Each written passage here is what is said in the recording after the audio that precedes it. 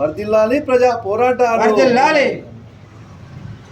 మరి ఏదైతే సావిత్రిబాయి పులే జయంతిని 194వ జయంతిని శాస్త్రీనగర్ కార్యాలయంలో జరుపుకోవడం జరిగింది. మరి అట్లాగే వారి ఫోటోకు పూలమాలలు వేసి ఘనంగా నివాళులు అర్పించినాము.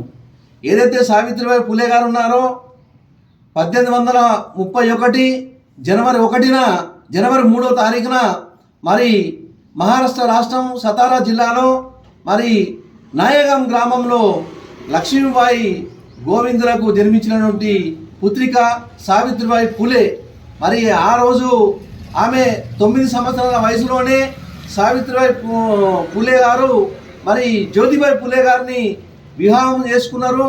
మరి ఆ రోజు చదువు లేకుండే మరి మొట్టమొదటి గురువైనటువంటి పులే గారు మరి భర్తకు చదువు నేర్పి ఆ రోజు సావిత్రిబాయి పులేని మహమ్మద్ నగర్లోనే 1848లో 9 మంది బాలికలతోటి ఒక పాఠశాలను ప్రారంభించిండ్రు.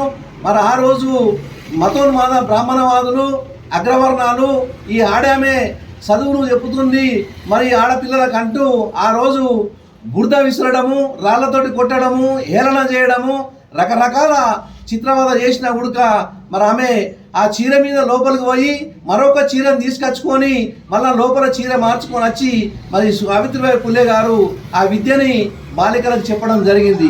అట్లాగే మరి ఏదైతే సావిత్రిబాయి పులే మరి 1952లో మరి ఆమె మహిళా మండలి సంఘాన్ని ఉడక స్థాపించి మరి మహిళా సాధికారత కోసము మహిళా హక్కుల కొరకు ఆ రోజు ఎనలేని పోరాటము చేసినటువంటి ఘనత సావిత్రిబాయి పులే గారిది.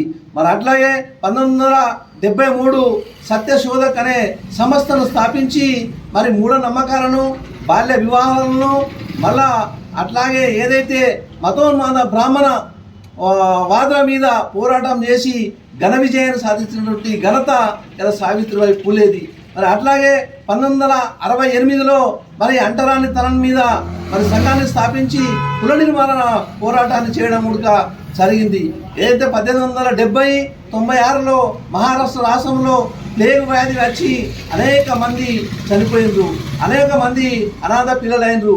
ఆ రోజు ఆమె యొక్క పాఠశాలలో దాదాపుగా 2000 మందిని పెట్టి మరి ఆమె ఇంటింటికి తిరిగి కొంగుబట్టి అడిగి ఆ పిల్లలకు, అనాథ పిల్లలకు 2000 మందిని సాగి సవరించినటువంటి ఘనత సావిత్రిబాయి పులేది అని ఇలా నేను తెలియజేసుకుంటూ మరి ఆమె ఆశయాలను కొనసాగించాలా.